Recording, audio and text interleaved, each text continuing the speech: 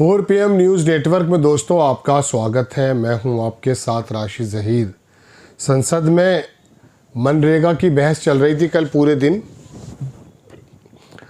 Bharatiya Janata party ने इस कानून को बदलने की कोशिश की। नाम बदल दिया, अंदर के प्रावधान बदल दिए। पहली बात तो ये है कि ये योजना नहीं है, ये कानून है।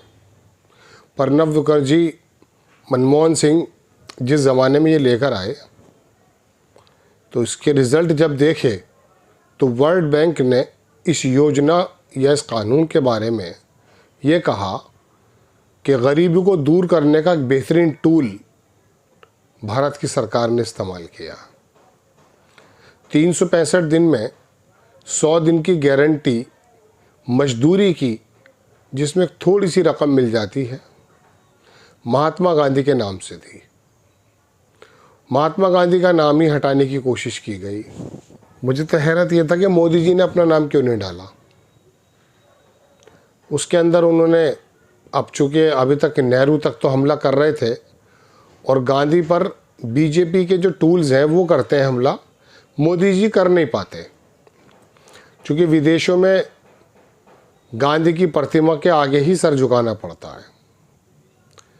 तो ज़रा सा ये समझ तो लो, ये है क्या। उत्तर प्रदेश में 1.2 करोड़ 1 करोड़ 20 लाख लोगों को रोज़गार मिलता है और इसकी दर 2025-24 की अगर कहेंगे तो 50 दिन मिला है।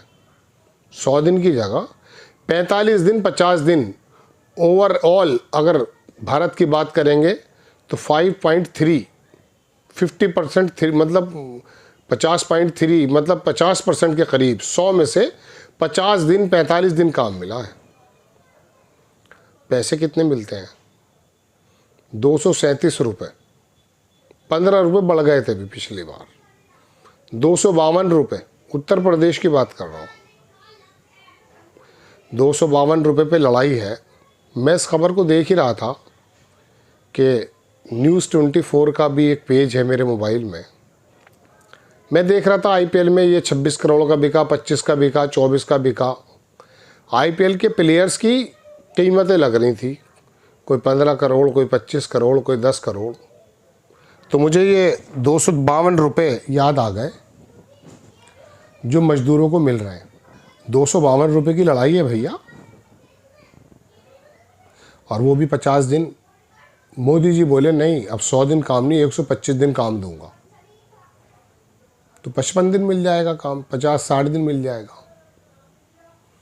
इसमें एक बात ये रख दी है कि पहले ये योजना, कानून इसको अब पूरा वहन केंद्र की सरकार करती थी। जो 150 दिन काम मिलता था 252 रुपये, हरियाणा में 400 रुपये है सबसे ज़्यादा। उत्तर प्रदेश में आखिरी नंबर के एक या दूसरे नंबर पे है। तो इसमें कहा मोदी जी ने प्रावधान में कि साहब 60% हम देंगे, 40% सरकारें देंगी। नायडू का वित्त मंत्री बिखर गया।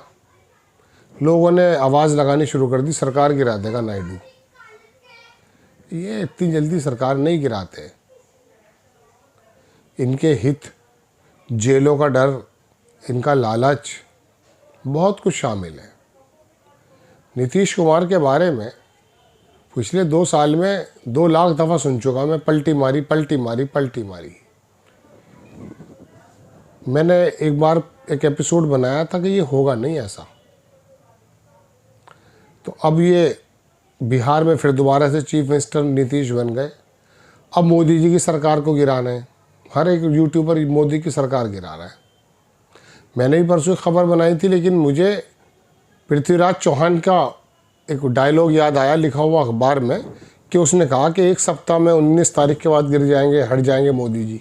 तो दोस्तों बात यह है कि 252 रुपये की जो लड़ाई है, 50-60 दिन काम मिलेगा। इसके अंदर आधा खर्चा लगभग केंद्र की सरकार देगी, आधे से कुछ ज़्यादा 60%, और बाकी उत्तर प्रदेश की या प्रदेश की सरकारें देंगी। इस पर झगड़ा चल रहा है। मैं सोच ये रहा था कि ये डिजिटल इंडिया बन गया, मेक इन इंडिया बन गया है, बड़ा लंबा ड्रास्टिक चेंज होना चाहिए। चीन ने अपने लोगों की ज़िंदगी को गरीबी रेखा से उठा करके 70% लोगों को, 70%, अगर 100 करोड़ लोग थे तो 70 करोड़ लोगों को गरीबी से निकालकर एक आइडियल ज़िंदगी दे दी। यहाँ मोदी जी ने इतना किया कि डिजिटल और मेक इन इंडिया रोज़गार के चक्कर में बतौले दिए और 80 करोड़ लोगों को लाइन में खड़ा कर दिया। कारोबारी हालात इतने कमज़ोर हैं कि जवाहरलाल नेहरू यूनिवर्सिटी के प्रोफेसर अरुण कुमार ये कह रहे थे कि ये जो 8.2 का शगुफ़ा देते हैं कि दूसरी या तीसरी तिमाही में इतनी जीडीपी रही है, आधी है। ये 4.25 ट्रिलियन की जो इकोनॉमी बताते हैं, ये 2-2.5 ट्रिलियन की है। 2.25 ट्रिलियन की तो मनमोहन सिंह ने सौंपी ही थी मोदी जी को। दोस्तों, बात यह है कि देश में 25 करोड़ रुपए का कैलकुलेटर बिक रहा है, 15 का, और सट्टेबाजी की खबरें आती हैं। और आपको सबसे बड़ी खबर ये लग रही है कि मज़दूर उस रोज़गार गारंटी का नाम बदला जा रहा है। क्यों बदल रहे हो भाई नाम? क्या मिलेगा इससे? आपको सिर्फ हर नाम के आगे राम डालना, ये दिखाना एक सूचक कि हमने राम राज्य बना दिया। राम राज्य तो तब बनता जब ये 252 रुपये ना हो करके 2000 रुपये होते और पूरे साल मिलते, तब समझ में आती, लोगों की ज़िंदगियां बदल जाती। आप क्या कर रहे हैं? चुनाव से पहले 10,000 रुपये महिलाओं के अकाउंट में डालकर चुनाव को अपनी तरफ करना।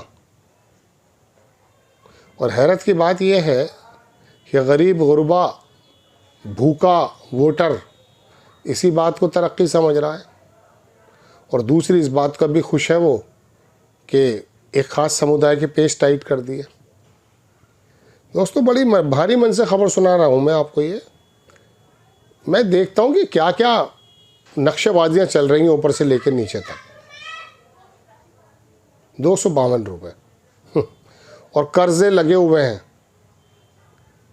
4-5 लाख रुपए आंध्र पे हैं, तो उत्तर प्रदेश पे भी 6-7 लाख रुपया बताया जा रहा है। तमिलनाडु में 8 लाख रुपया कर्जा है, 4 लाख करोड़, 8 लाख करोड़, सारे प्रदेशों पे इस तरह के कर्जे हैं। ऊपर से आपने ये बार डाल दिया। अब जय हिंद।